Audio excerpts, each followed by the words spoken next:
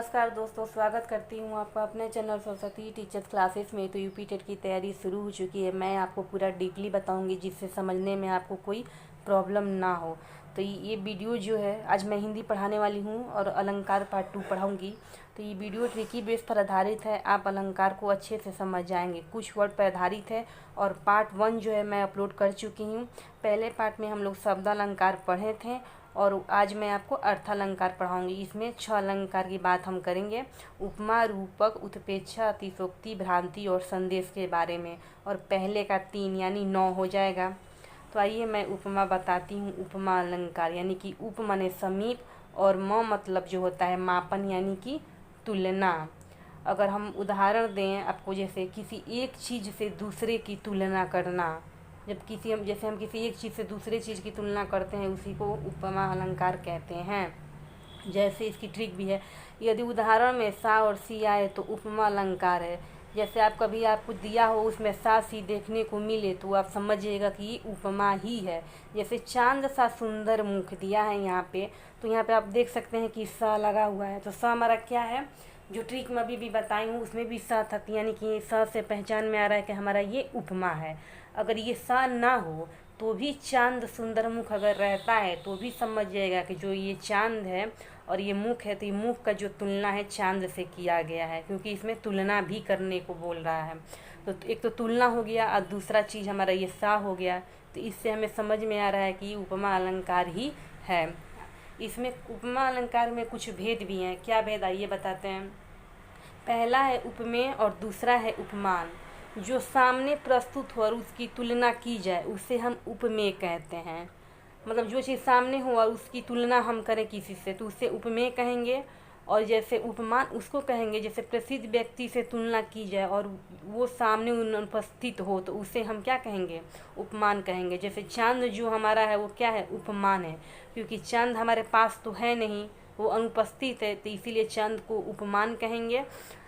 और जो हमारा मुख है तो वो तो मतलब मान लीजिए जैसे कहेंगे कि तुम्हारा मुख वो तो हमारे सामने है, तो उसे हम उपमेय कहेंगे। मतलब जो हमारे सामने है, जो सामने उपस्थित है उसे उपमेय कहेंगे और जो अनुपस्थित है उसे हम उपमान कहेंगे। तो देखिए, उपमा और रूपक, उत्प्रेक्षा। उपमा में क्या होता है, चांद सा मुख। यहाँ पे देखिए, उपमा में क्या होता है, चांद सा मुख, और रूपक में बोल देता है कि चंद्रमुख है। उपमा में होता है कि चंद्रमुख है और उत्प्रेक्षा में मानो चंद्रमुख है।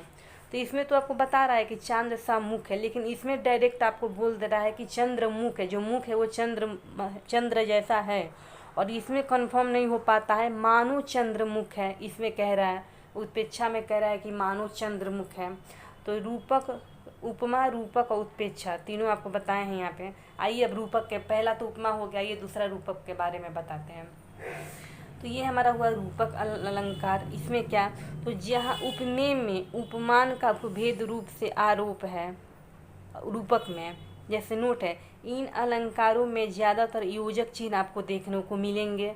अब जैसे आप सोच रहे होंगे कैसे, जैसे ऊपर में हमारा था सासी, उपमा में सासी आता था, तो इसमें हमको योजक चिन्ह देखने को मिलेंगे। अब कैसे, आइए बताते हैं। तो हमारा एग्जाम्पल यहाँ पे है, देखिए, उदित उदित गिरी मंच पर रघुवर लाल पतंग। तो हमारा योजक चिन्ह है ना, गिरी और मंच के बीच। फिर दूसरा है चरण कमल, इसके बीच भी हमारा योजक चिन्ह है। फिर पायोजी मैंने राम रतन, तो राम रतन के बीच भी हमारा क्या है, योजक चिन्ह है। तो योजक चिन्ह हो तो समझिएगा कि ये रूपक अलंकार है, जहाँ भी योजक चिन्ह देखने को मिले, क्योंकि इसमें ज़्यादातर योजक चिन्ह देखने को मिलते हैं। तो यही हमारा एग्जाम्पल है जो हम आपको अभी बता रहे हैं कि उदित उदित गिरी, यानी गिरी मंच के बीच भी योजक है।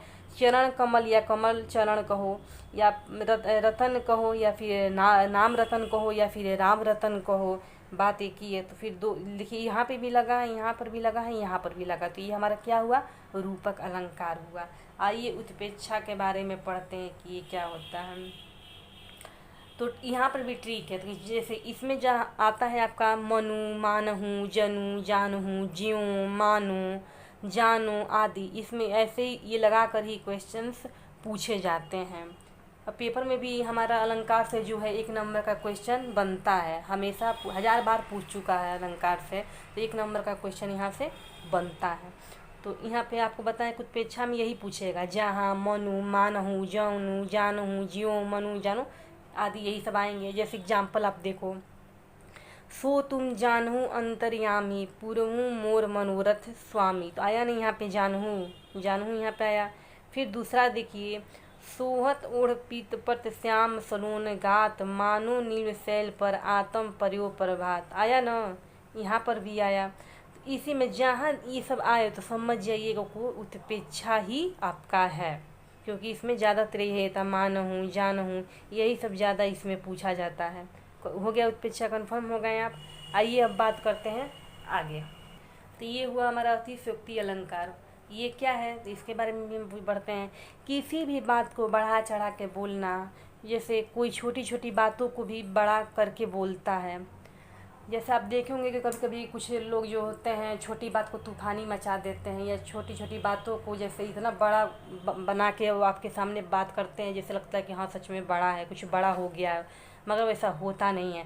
तो उसी बात को हम क्या कहते हैं, अतिशयोक्ति अलंकार कहते हैं। जैसे देख लो आप एग्जाम्पल, देख लो साकेत नगरी है, यही स्वर्ग से मिलने गगन जा रही है। तो आप देख ही रहे हो कि यहाँ पे दे रहा है कि नगरी क्या है, हमारी साकेत बोल रहा है, यहाँ पे स्वर्ग से मिलने जा रही है।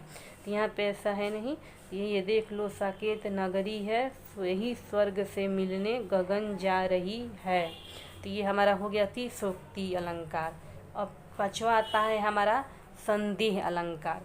इसमें होता है जहाँ उपमान में संदेह हो निश्चित न हो, जहाँ उपमान में संदेह हो पर वो निश्चित ना हो, उसी को हम क्या कहते हैं, संदेह अलंकार कहते हैं।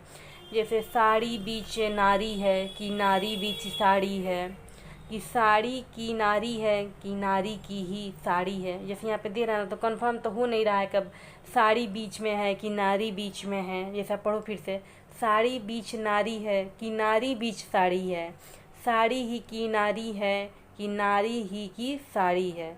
इसमें संदेह जो है वो अंत तक बना रहता है, मतलब आप इसमें कंफर्म नहीं हो पाएंगे और कन्फ्यूजन बना रहता है इसमें कि क्या है, अब समझ में नहीं आ रहा है कि साड़ी है कि नारी है, नहीं ना हो पा रहे हो आप लोग। तो वैसे ही छठा हमारा है भ्रांतिमान।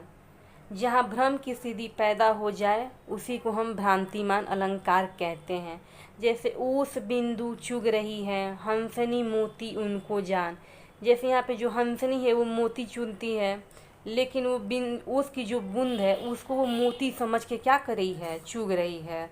वो तो मोती चुगती है, लेकिन यहाँ पे जो ओस की बूंद है उसे भी वो क्या कर रही है, मोती समझ के चुग रही है। तो वही लिखा है कि ओस बिंदु चुग रही है, हंसनी मोती उनको जान। तो इसे हम भ्रांति अलंकार कहते हैं। तो हम आपको 6 बताए हैं। तो ये हमारा रहा उपमा अलंकार बारे में जो बताई हूँ। इसमें हमारा सासी आए तो समझ जाइएगा कि उपमा है, स्क्रीनशॉट ले लीजिए, मैं आगे बढ़ती हूँ।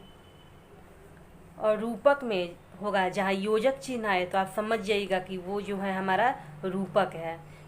उपमा में हमारा सासी, रूपक में योजक चिन्ह लगेगा, और उत्प्रेक्षा में हमारा जो है जहाँ आएगा मनु, मानहु, जनु, जानहु, ज्यों, मानो, जानू, तो समझ जाएगा कि उत्प्रेक्षा है।